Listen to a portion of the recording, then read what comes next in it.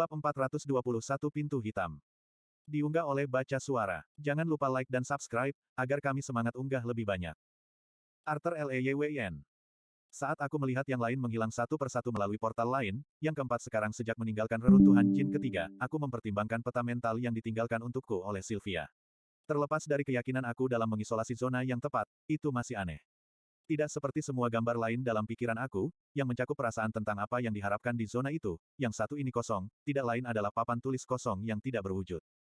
Aku melirik kembali ke zona yang baru saja kami bersihkan, kastil sempit yang penuh dengan jebakan dan monster. Itu berbahaya, tapi mudah. Hal yang tidak diketahui di luar portal berikutnya ini membuatku gelisah. Itu adalah pusaran lembut dari cahaya internal portal yang menyeretku kembali ke saat ini. Apapun yang menunggu di sisi lain portal, adikku sudah ada di sana tanpa aku.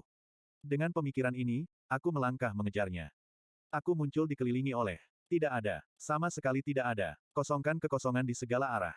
Dan aku sendirian. Ketika aku mencoba memanggil saudara perempuan aku, tidak ada suara yang keluar. Aku mencoba untuk melihat ke bawah, tetapi tidak ada ke bawah, atau ke atas, atau aku. Rasanya seperti ketika aku pertama kali muncul di rel Citom. Aku tidak menikmati sensasinya. Setidaknya kamu masih punya aku, suara Regis terdengar di kepalaku. Dimanapun aku, bisakah aku tetap berada di dalam dirimu jika tak satu pun dari kita ada? Kemudian, seperti adegan yang memudar di awal film Bumi Lama, zona itu terwujud di depan aku. Aku melihat ke seberang tanah hitam mulus seperti kaca pada Mika, Bu, dan Ellie. Kecuali ada yang salah dengan mereka. Mereka datar, seperti pantulan diri mereka sendiri di kaca gelap, dan gerakan mereka kaku dan tidak alami. Kataku, suaraku terdengar teredam dan tidak lengkap. Mulutnya bergerak menanggapi, dan aku membaca namaku di bibirnya, tapi aku tidak bisa mendengarnya. Aku harus keluar dari sini, pikirku. Aku merasakan diri aku melayang ke depan, dan kemudian kaki aku menyentuh tanah yang kokoh. Berbalik, aku memiliki tubuh lagi. Aku menyadari, aku memeriksa dari mana aku berasal. Di belakangku, persegi panjang halus mana, tingginya sekitar 7 kaki dan lebar 3 kaki, melayang tepat di luar tepi tanah tempatku berdiri sekarang. Sosok yang identik berdiri beberapa kaki di sebelah kirinya. Lira mengintip ingin tahu dari permukaannya. Aku mendengar namaku diucapkan oleh suara Ellie, seperti bisikan memohon yang datang dari jauh. Berpaling dari Lira, aku menyeberang ke panel lain pintu, aku memutuskan dalam hati, meskipun sebenarnya mereka menyerupai pintu fisik hanya pada garis luarnya. Tidak apa-apa, aku meyakinkan adikku, mengulurkan tangan dan menekankan tanganku ke permukaan pintu. Dia mengangkat miliknya juga, menempatkannya di tempat milikku. Pikirkan saja untuk pergi, dan kamu akan melakukannya. Dia mengangguk, raut wajahnya mengeras, kepanikan mereda. Ketika tidak terjadi apa-apa, alisnya berkerut penuh konsentrasi, tetapi dia masih berada di dalam pintu. Regis muncul di sampingku, mengibaskan surainya yang membara. Sepertinya ada yang tidak beres. Dia mengendus di pintu, napasnya berkabut permukaan halus. Mungkin ada beberapa trik untuk semua ini. Aether, kataku, menyadari bahwa Regis benar. Pintunya dilapisi partikel eterik. Dengan tangan aku masih menempel di pintu, aku mengirim ether keluar melalui ujung jari aku. Ellie segera muncul di sampingku, terkulai lega. Itu benar-benar tidak nyaman. Pintu mengingatkan aku pada zona cermin. Mengingat apa yang terjadi pada keluarga Granbell, aku bergegas melepaskan Bu, Mika, dan akhirnya Lira dengan cara yang sama. Aku mengamati mereka masing-masing sejenak, tetapi tampaknya tidak ada efek samping atau keanehan dalam perilaku mereka, seperti yang terjadi pada Ada saat dia kerasukan. Dan, saat mereka melangkah keluar dari pintu masing-masing, tidak ada pantulan atau bayangan yang tertinggal. Begitu mereka semua bebas, dan aku yakin mereka adalah diri mereka sendiri, aku mengalihkan perhatian aku kembali ke sekeliling kami. Kami berdiri di atas tanah hitam mulus, hampir tidak bisa dibedakan dari kegelapan di baliknya. Bu terus menekan sisi tubuhnya ke Ellie secara protektif, matanya yang kecil menatap kosong. Mika memutar bahunya dan mematahkan lehernya, kerutan gelisah terlihat di wajahnya. Aku merasa aneh, tidak yakin bagaimana menggambarkannya. Ya, ada sensasi aneh di atmosfer di sini, seperti gravitasi atau udara yang salah. Atau seperti kita yang salah, kata Lira sambil membungkuk untuk menggerakkan jari-jarinya di tanah yang mulus. Ini mana? Mana yang murni dan fokus? Tidak ada pemandangan fisik sama sekali. Matanya menelusuri garis ke kejauhan. Ini adalah platform. Lihat di sana, pergeseran halus dalam kegelapan. Aku pindah ke tempat yang dia tunjukkan. Dia benar. Kami berdiri di atas platform terapung dalam kehampaan, seluas 20 kaki persegi. Mungkin ada orang lain yang tidak bisa kita lihat, usulku, menyipitkan mata dan mendorong ke mataku, mencari tanda-tanda lebih banyak platform. Mungkin kita harus menavigasi buta. Aku harus bisa. Aku mengaktifkan langkah dewa, tetapi tidak ada yang terjadi. Tidak ada jalur eterik yang menyala dalam penglihatan aku atau memanggil kehadiran mereka kepada aku, dan aku juga tidak mengalami indera keenam bawaan dari lingkungan fisik aku. Godrune itu bahkan tidak bersinar. Itu seperti tidak aktif, tidak terjangkau. Aku tidak bisa merasakannya sama sekali. Regis mendecakkan lidahnya dengan frustrasi. Itu sama dengan penghancuran. Itu ada di sana, tapi tidak. Tanpa tahu apa artinya itu, aku mengirim Aether ke Rilmir. Godrune menyala, partikel mana yang membentuk tanah bersinar seperti kunang-kunang berwarna-warni. Selain mana dari platform kami dan beberapa mana atmosfer yang tersisa melayang di kehampaan, Rilmir tidak menunjukkan apa-apa kepadaku. Tapi setidaknya itu berhasil. Mengalihkan perhatianku kembali ke pintu, aku mengusap pintu terdekat, dari mana aku melepaskan lira. Rasanya halus dan halus, seperti obsidian yang dipoles, tetapi ada kesemutan statis di permukaannya. Jika Aether menarikmu keluar dari hal-hal ini, aku mengirim sedikit Aether ke pintu. Dengan kesukaran yang memuakkan, perspektif aku berubah. Tiba-tiba aku melihat kembali ke teman aku dan ekspresi terkejut mereka. Tidak apa-apa, kataku, suaraku kembali terdengar aneh, seolah-olah aku berada di bawah air. Aku yakin pintu-pintu ini ada hubungannya dengan pembersihan zona, tapi tujuannya tidak segera jelas. Aku hanya perlu 1 menit untuk berpikir. Perspektif aku tetap, jadi aku tidak bisa melihat ke samping, atau ke atas dan ke bawah. Aku tidak bisa bergerak sama sekali. Seperti ketika aku pertama kali muncul di zona itu, seolah-olah tubuh aku bahkan tidak ada. Dari pintu ini, aku tidak bisa melihat apapun kecuali rekan aku, platform, dan pintu lainnya. Pikiran tentang pintu lain membuatku terdiam. Bagaimana jika mereka benar-benar pintu? Aku bertanya-tanya. Aku telah melangkah keluar dari pintu dengan memikirkannya. Mungkin. Aku fokus pada pintu tempat Eli muncul di dalam dan berpikir, aku ingin melewati pintu itu. Seperti sebelumnya, aku mulai melayang ke depan. Untuk sesaat, kupikir aku akan tampak berdiri di depan pintu lira, seperti yang kulakukan sendiri, tetapi aku malah terus melayang, menambah kecepatan sedikit saat aku bergerak ke arah pikiranku. Beberapa detik kemudian, aku melangkah mundur ke peron, tapi itu melewati pintu Eli dan sekarang aku berdiri di belakang teman-temanku. Bu mengerang kaget, menghentakkan kaki saat Eli terengah-engah, Arthur.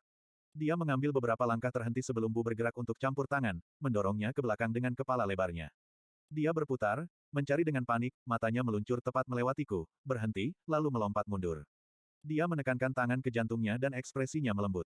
Kamu membuatku takut, keluhnya, menyebabkan yang lain berbalik juga. Rengekan rendah dan gugup dari Bu menambah penekanan pada kesusahannya. Bagaimana kamu melakukannya? Tanya Lira, bibirnya mengerucut saat dia mempertimbangkan persegi panjang hitam yang berjejer di sepanjang tepi peron. Aku segera menjelaskan apa yang telah aku lakukan, dan teori aku. Jadi menurutmu, pintu-pintu ini, dapat memindahkan kita di sekitar zona? Tanya Mika. Alis terangkat, dia menoleh ke kiri dan ke kanan, memberi isyarat pada kekosongan yang luas. Dan pergi kemana? Pasti ada peron dan pintu lain di luar sana, desak Lira, bergerak ke tepi peron kami dan menatap kosong. Itu satu-satunya hal yang masuk akal. Jika ini adalah salah satu teka-teki jin, kataku sambil berpikir, maka selalu ada solusi yang diinginkan. Dengan tangan aku di permukaan pintu yang dingin, aku melepaskan denyut aether lagi dan merasakan diri aku ditarik kembali ke dalamnya.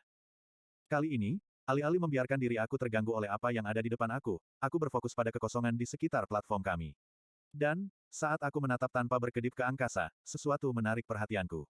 Jauh di sebelah kanan aku dan beberapa puluh kaki di bawah kami, ada platform kedua dengan 2 pintu yang terlihat dari sudut aku. Aku menemukannya, kataku, dengan hati-hati menghentikan diriku dari berpikir untuk melewati pintu yang jauh itu. Rasanya nekat untuk pergi dan meninggalkan yang lain, terutama jika mereka tidak bisa membuka pintu sendiri. Regis, kamu bisa merasakan arah dalam pikiranku. Dapatkah kamu melihat peronnya? Regis melompat ke tepi, menatap ke arah yang aku tunjukkan. Tidak ada apa-apa di luar sana. Mungkin kamu hanya bisa melihatnya dari dalam pintu. Eli bertanya, mengetuk-ngetukkan jari di bibirnya sambil berpikir.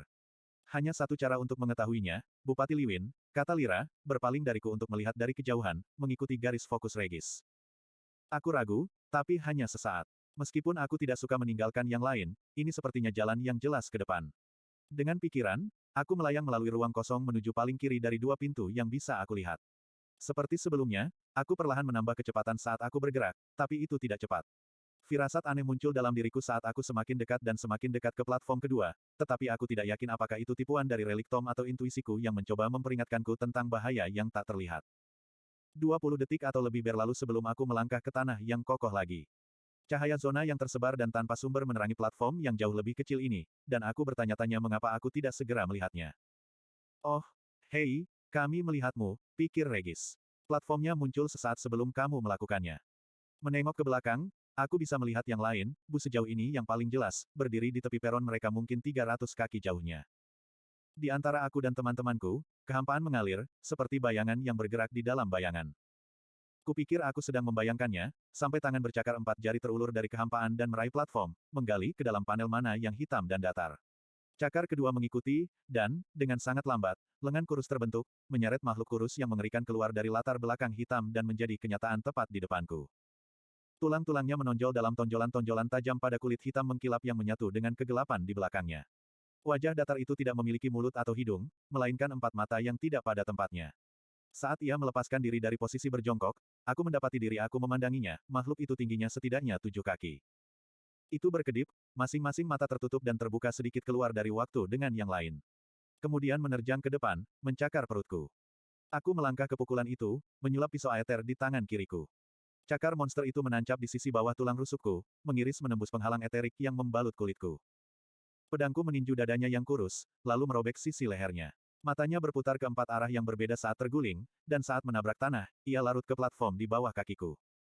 Menekan tangan ke sisiku, aku memeriksa lukanya, itu sembuh dengan cepat, seperti yang diharapkan. Setidaknya kekuatan itu bekerja. Kamu tahu, kami telah melihat banyak hal buruk di sini, tapi hal itu menimbulkan mimpi buruk, kata Regis melalui tautan telepati kami. Ini akan menjadi masalah, kataku pada diri sendiri, mengingat hambatan yang dihadirkan zona ini. Apakah semuanya masih jelas di sana? Iya, dia menegaskan, tanpa sikap sembrono normalnya. Kembali ke yang lain bekerja dengan cara yang sama, perasaan menggelegar melayang tanpa tubuh melalui ruang, bayangan beriak seolah-olah kehampaan itu sendiri hidup, sebelum akhirnya aku melangkah keluar dari pintu Eli di platform awal.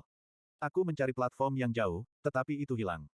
Ini akan membutuhkan beberapa trial and error, kataku, menjelaskan apa yang telah kupelajari kepada yang lain. Mika melompat ke depan, menatapku dengan tekad yang muram. Aku pergi dulu. Aku telah melepaskannya dari ambang pintu dengan merendamnya dengan aether, dan aku mencoba memasukkannya kembali ke dalamnya dengan cara yang sama. Dengan tangan Mika ditekan ke pintu yang sama yang aku gunakan, aku mengirimkan sedikit denyut aether ke permukaan. Benar saja, Mika menghilang dari peron, muncul kembali di dalam pintu seperti potret dirinya yang bergerak.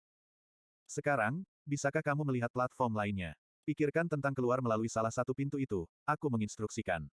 Dia mengangguk, tetapi tidak ada yang terjadi. Mempertimbangkan apa yang sudah kami ketahui, aku berasumsi bahwa aether adalah masalahnya. Dia tidak bisa bergerak dengan cara yang sama, dia tidak bisa melepaskan dirinya sendiri. Tapi aku pikir aku sudah tahu solusinya. Aku memastikan bahwa dia fokus pada pintu yang jauh, lalu masuk lagi ke ambang pintu. Mika muncul tepat di depanku. Wajahnya naik, lalu jatuh lagi saat dia menyadari di mana dia berada. Itu tidak berhasil. Mungkin kamu kurang fokus, kata Lira sambil menyilangkan tangan. Atau mungkin portal itu rasis terhadap kurcaci, gumam Regis, membuat kakakku tertawa terbahak-bahak. Mata Mika menyipit, tapi aku melangkah di antara mereka. Aku tidak memiliki kesabaran untuk berdebat. Dia malah fokus padaku, berdehem. Aku 100% fokus. Itu harus menjadi sesuatu yang lain. Meskipun, jika Profesor Relictem yang tahu segalanya ingin mencoba, jadilah tamuku. Layaknya melelahkan, kataku, melambai ke depan Lira. Dia masuk ke pintu dengan mudah, tetapi, ketika aku memasukkannya untuk kedua kalinya, dia juga melangkah mundur ke platform kami. Satu-satunya lapisan perak adalah tidak ada lagi monster yang muncul untuk menyerang kami saat kami berada di platform awal. Namun, kami tidak semakin dekat untuk maju melalui zona tersebut. Sekarang kita tahu ada platform lain di luar sana, mengapa kita tidak terbang saja? Mika bertanya, melangkah ke tepi peron kami. Aku tidak bisa melihatnya lagi, tapi kamu ada di sana di suatu tempat. Tidak menunggu jawaban, dia mengangkat dari tanah dan terbang ke dalam kehampaan.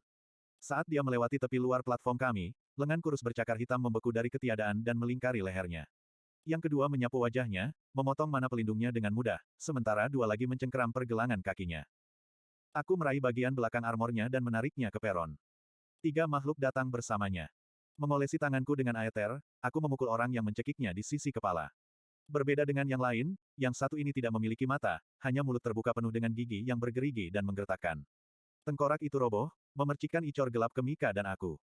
Mika menendang keras, menghancurkan tulang selangka yang lain. Panah kembar tumbuh dari yang ketiga, satu di tenggorokan dan satu lagi di mata tunggalnya yang tidak berada di tengah. Melepaskan dirinya dari genggamanku, Mika menyulap palunya dan mulai mengayun. Aku mundur selangkah. Palu yang terlalu besar membuat sisa-sisa monster itu menjadi pendek, menghancurkan mereka menjadi tumpukan tulang hitam yang lembek. Begitu dia melangkah pergi, terengah-engah, ketiga mayat itu bubar. Dia menyisir rambutnya dari wajahnya saat dia berbalik. Mungkin terbang itu bukan ide yang bagus. Tampaknya jin itu bermaksud mengikuti jalur tertentu untuk menavigasi zona itu, komentar Lira, mengangkat alisnya dan menatapku. Jalanmu. Yang harus aku katakan, bagi kita semua, agak disayangkan. Pasti ada jalan keluar, kataku, melangkah ke salah satu pintu dan menatapnya. Kita hanya harus menemukannya. 1 jam dan beberapa percobaan kemudian, dan kami masih belum bergerak melampaui platform pertama. Tetapi kami telah mempelajari beberapa hal tentang zona tersebut. Aku tidak bisa melakukan perjalanan di luar platform kedua. Aku bisa melihat yang ketiga, tetapi tidak bisa bergerak ke sana. Rasanya seperti tangan yang kuat menahan aku, dan teori kerja aku adalah bahwa zona tersebut hanya memungkinkan aku untuk memindahkan satu platform di luar rekan aku. Meskipun aku berharap untuk pergi ke akhir dan melihat apakah mengaktifkan portal keluar akan membebaskan yang lain dari api penyucian platform pertama, ini bukanlah pilihan. Setiap upaya untuk melewati kekosongan menghasilkan serangan langsung. Semakin lama Lira atau Mika berada di luar sana, semakin jauh mereka mencoba mendorong, semakin banyak makhluk yang menempel pada mereka, mengoyak dan menganiaya dengan cakar yang mampu menembus mana dan lainnya. Aku bahkan telah mencoba untuk mengirim sambaran aether dari satu platform ke platform lainnya, tetapi aether tersebut gagal sebelum mencapai targetnya, terserap kembali ke dalam zona. Slot iklan. Kamu bisa pasang iklanmu di sini. Dan selama ada orang yang berdiri di peron kedua, monster-monster mengerikan terus bermunculan, merayap bebas dari kehampaan satu persatu. Aneh sekali, renung Lira, mondar-mandir melintasi peron saat kami mengulangi ide kami untuk ketiga kalinya. Aku merasa aneh. Apakah ada orang lain yang menyadarinya? Ya, jawab Mika, mengetuk-ngetukkan jarinya ke platform saat dia bersandar pada sikunya. Aku tidak bisa memastikannya dengan tepat, tapi semua ini, dia menunjuk ke tubuhnya, tidak seperti yang seharusnya. Itu mengingatkan aku pada bagaimana perasaan aku pada pagi pertama aku bangun tanpa mata aku. Lira mengangguk. Tepat. Eli menarik lututnya ke dadanya dan memeluknya, terlihat gugup. Apakah orang-orang pernah terjebak di dalam reliktem? Bu bergemuruh, menyenggol bahunya dengan hidungnya untuk menghiburnya. Kita tidak terjebak, kataku tegas. Kami hanya belum membuat koneksi yang tepat. Aku pernah berada di beberapa zona di mana solusinya tidak segera terlihat. Arthur, Eli berkata, sambil berlari. Hubungan. Aku menatapnya sejenak, tidak yakin apa maksudnya. Bentuk mantraku, tambatan. Ketika aku masih tidak mengerti, dia berputar dan menarik rambutnya dengan putus asa saat dia meraih kata apapun yang dia cari.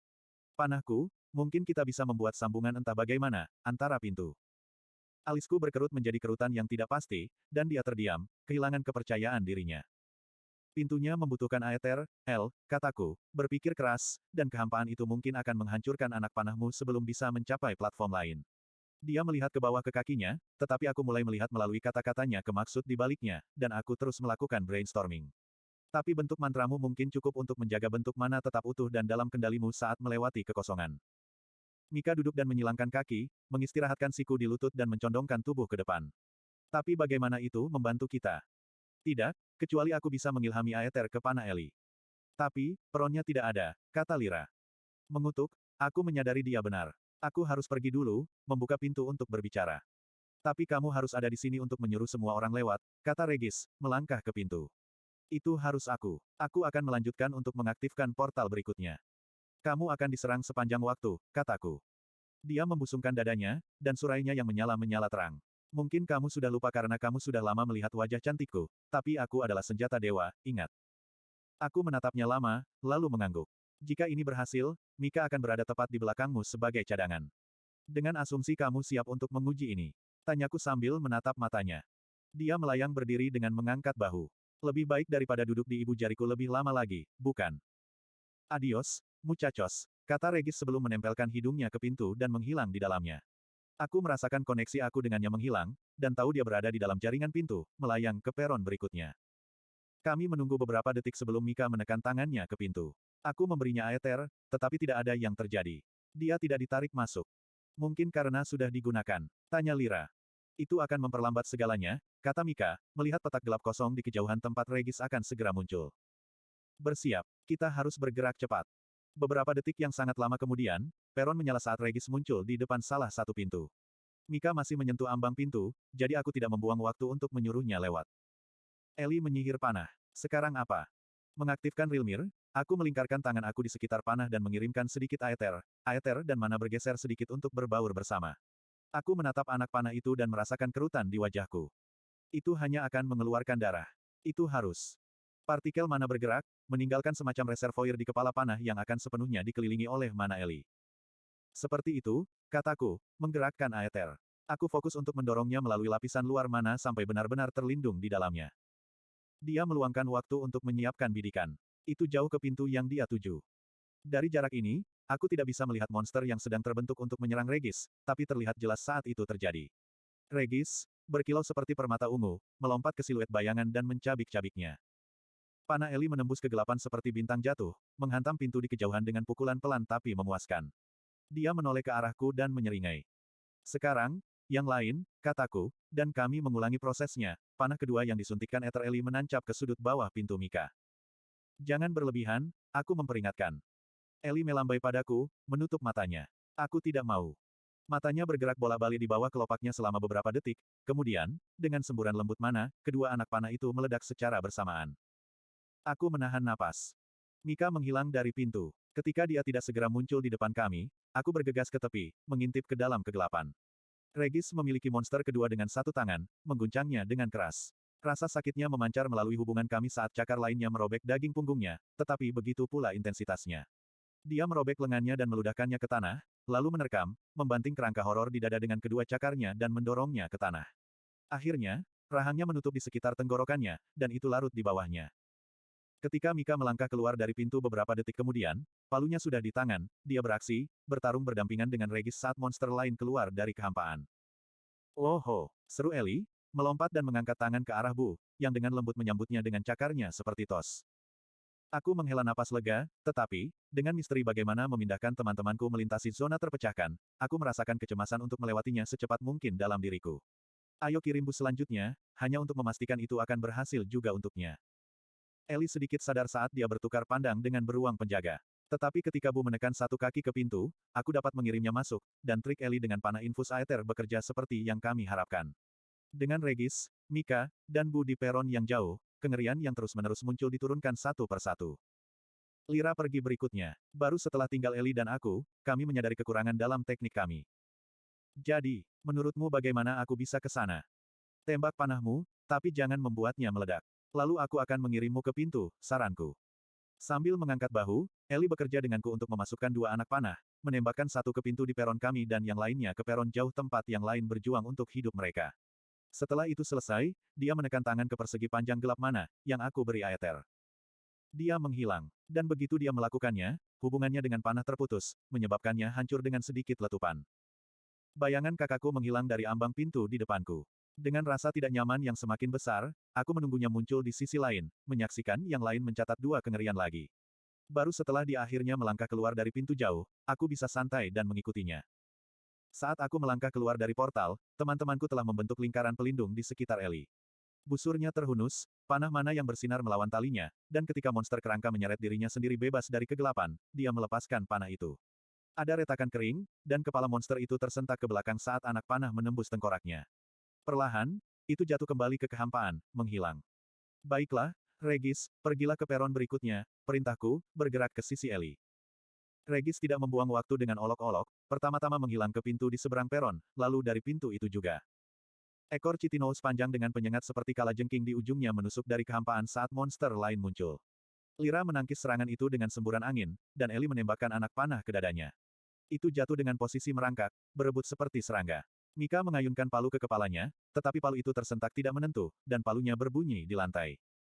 Ekornya terayun dengan liar, berputar-putar seperti kabel listrik yang terlepas. Aku menarik Eli ke bawah dengan satu tangan saat aku menyulap pisau di tangan yang lain, menebas kulit hitam berkilau yang bertinta dengan gerakan yang sama, mengiris embel-embel yang mematikan itu. Bu menerkam monster itu, menghancurkannya hingga tak bernyawa. Di kejauhan, aku melihat platform berikutnya muncul, diikuti sedetik kemudian oleh Regis. Mika, pergi, perintahku, bergegas ke pintu. Dia bertemu aku di sana, dan aku mengirimnya dengan denyut mana. Eli.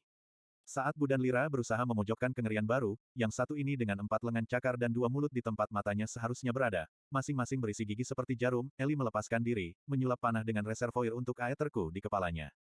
Monster berikutnya yang muncul merangkak keluar dari kehampaan tepat di samping kami saat aku mengirim aetherku ke panah, dan cakarnya tenggelam ke bahuku. Getaran terlihat jelas di udara, begitu kuat hingga aku merasakan kulitku tergelitik, dan monster itu roboh, mengeluarkan jeritan yang mengerikan. Aku menginjak keras, dan kebisingan berhenti. Eli menembakkan panah lebih dulu ke peron jauh. Saat mencapai sasarannya, kami mengulangi prosesnya dengan pintu Mika. Eli tidak membuang waktu untuk menembakkan panah dan melepaskan aether yang terkandung. Dengan terbentuknya koneksi, Mika menghilang. Ini akan menjadi sulit, kataku dalam keheningan sesaat di antara serangan. Bu sudah siap saat Mika melewati pintu lain, dan aku menyuruhnya masuk.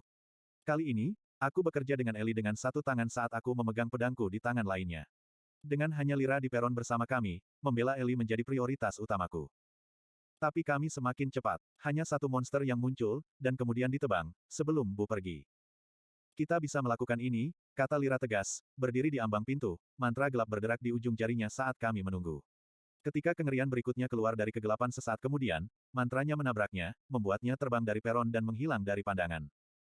Kemudian giliran dia. Dia memperhatikan kami dengan gugup dari dalam saat Eli bergegas membentuk anak panahnya, dan aku mengisinya dengan aether.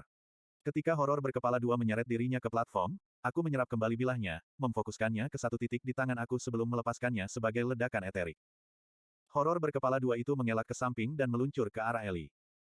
Dengan panah yang sudah diinfuskan ether di senarnya, dia menyesuaikan bidikannya dan melepaskannya. Alih-alih melesat ke platform berikutnya, anak panah itu mengenai perut monster itu. Kemudian, itu meledak. Monster itu tercabik-cabik dari dalam, menghujani platform kami dengan darah kental hitam, yang menghujani kami dengan cipratan air yang deras dan basah. Tanpa ragu, Eli menyulap panah lain dan mengulurkannya padaku. Di samping kami, segumpal bubur hitam mengalir di wajah dua dimensi Lira. Begitu Lira pergi dan Eli ada di dalam pintu, aku merasa lebih baik. Aku benar-benar lupa melacak kemajuan grup lain di platform ketiga, tetapi pikiran Regis dipenuhi dengan cahaya pertempuran dan kesuksesan. Aku mengirim dua monster lagi sebelum aku bisa melompat sendiri. Sial, kata Regis semenit kemudian, melangkah mundur dari sebuah pintu di peron ketiga, yang besar dengan beberapa pintu berjejer di setiap tepinya. Dia baru saja mencoba beberapa pintu mencari jalan ke depan. Ada 3 platform. Menghindari cakar, Regis menyeret monster yang menyerang dengan lengan dan kepalanya di posisi yang salah di tubuhnya. Setelah selesai, dia bertanya, aku pilih satu saja atau bagaimana? Iya, pergi saja, kataku, melindungi Eli dari cengkeraman cakar makhluk lain. Tapi catat pilihanmu. Jika tempat ini berubah menjadi labirin, aku membiarkan maksudku yang lain tidak terucapkan, yakin kita semua mengerti bahaya tersesat atau harus mundur saat diserang terus-menerus. Dalam 20 detik yang dibutuhkan Regis untuk mencapai platform berikutnya, kami mengirim 3 monster lagi, yang muncul jauh lebih cepat daripada di platform kedua. Sudah, Mika memiliki luka yang dalam di sisinya, dan Bu berdarah dari selusin luka di sekujur tubuhnya yang besar. Cakar terkutuk mereka menembus mana dan baja, kata Mika dengan meringis saat dia membuat luka dangkal di lengan bawahnya. Mereka mungkin hancur seperti serpi, tetapi dengan begitu banyak dari mereka. Ini jalan buntu, Regis berpikir kembali padaku. Pintunya hanya menghadap ke belakang. Kembalilah dan coba yang lain, pikirku, menekan rasa frustrasiku. Yang bisa kami lakukan sambil menunggu Regis kembali adalah terus berjuang. Satu manifestasi yang sangat mengerikan dengan mulut vertikal di tengah wajahnya dan 3 mata di setiap sisi, menerjang ke arahku. Aku mengangkat bilah aethernya, memotong lengannya yang terulur, berputar ke samping, lalu mengukir tubuhnya saat terbang melewatinya. Bu berdiri di depan Eli, membawa kedua cakarnya yang besar ke bahu makhluk lain, yang roboh karena beban beruang penjaga. Mika melakukan yang terbaik untuk menghemat mana dengan meluncurkan bilah batu dari palunya dari kejauhan. Lira telah menyematkan 2 makhluk di bawah gelombang getaran sonik yang memisahkan mereka. Saat target aku jatuh, aku memindai platform lagi. Eli bersiap di belakang Bu, menembakkan panah demi panah. Perhatianku tertuju pada wajahnya, yang merupakan topeng tekad. Tidak takut, tidak ragu-ragu. Kebanggaan menghangatkan aku. Lira dan Mika telah condong ke sudut platform yang berlawanan, bertarung secara terpisah. Sebagian besar makhluk terfokus pada mereka. Bahkan saat aku menonton, sebuah tangan bercakar merayap di tepi peron dan menebas bagian belakang kaki Mika. Dia berlutut dengan tangisan kesakitan yang tertahan, menahan kengerian lain dengan palunya. Aku membersihkan peron dalam sekejap, menebas monster berlengan 3 di peron 2 kali dan membiarkannya berputar dan membanting senjatanya ke wajah yang lain, membuatnya jatuh dari tepi. Terima kasih, gumamnya, menekan tangan di atas potongan segar. Arthur. Suara Eli menarik pandanganku kembali ke peron. Menatap dengan mata lebar dan basah, Eli menekan kedua tangannya ke tulang dadanya. Darah mengalir bebas di antara jari-jarinya dan mengalir di bagian depan tubuhnya. Perutnya menjadi reruntuhan merah, dan aku bisa melihat dengan jelas ke dalam kekosongan di baliknya. Bu meraung, cakarnya mengoyak dan merobek monster yang muncul di belakang Eli saat aku membantu Mika, mencabik-cabiknya menjadi potongan-potongan. Dengan kesukaran yang menyakitkan, waktu melambat, dan jarak antara aku dan Eli tampak semakin lebar. Lutut Eli lemas dan dia mulai terjatuh. Bergerak dalam keadaan linglung, aku mengangkatnya ke dalam pelukanku, dengan lembut menurunkannya ke tanah, tanganku mengayun-ayunkannya saat aku berusaha membantu dengan sia-sia. Aku tidak berpikir, kata Eli, berjuang untuk berbicara ketika tubuh dan suaranya bergetar tak terkendali. Aku maaf sekali. Tidak. Putus asa, aku memberdayakan Requiem Aroa, mengingat visi aku di batu kunci. Aku hanya perlu wawasan yang lebih baik, mungkin aku bisa. Tapi tidak ada apa-apa. Seperti God Step, itu tidak aktif, bekas yang tidak berguna di kulitku. Aku mendorongnya ke dalam lukanya, mendesaknya untuk melakukan sesuatu, menyembuhkannya dengan cara yang bisa menyembuhkan aku. Pandanganku semakin kabur. Tangan berlumuran darah di ujung lenganku bahkan tidak terasa seperti milikku. Mereka gemetar sehingga bercak darah yang keras memercik dari mereka. Aku tidak tahu harus berbuat apa. Arthur, ada apa? Regis berpikir dari platform berikutnya, tetapi pikiranku berdengung dengan statis, dan aku hampir tidak memahami kata-katanya. Bu mencoba mendekati Ellie, aumannya menyatu dengan aliran darah yang berdentam di kepalaku. Saat aku mendorongnya ke belakang, cakarnya menebas bahuku dengan marah, tapi aku hampir tidak menyadarinya. Karena, bahkan saat aku melihatnya, mata Ellie yang penuh air mata kehilangan percikannya dan berguling ke belakang, tubuhnya menjadi kaku saat nafas terakhir keluar dari paru-parunya, dan kemudian dia merosot di pelukanku. Semua kehidupan hilang darinya.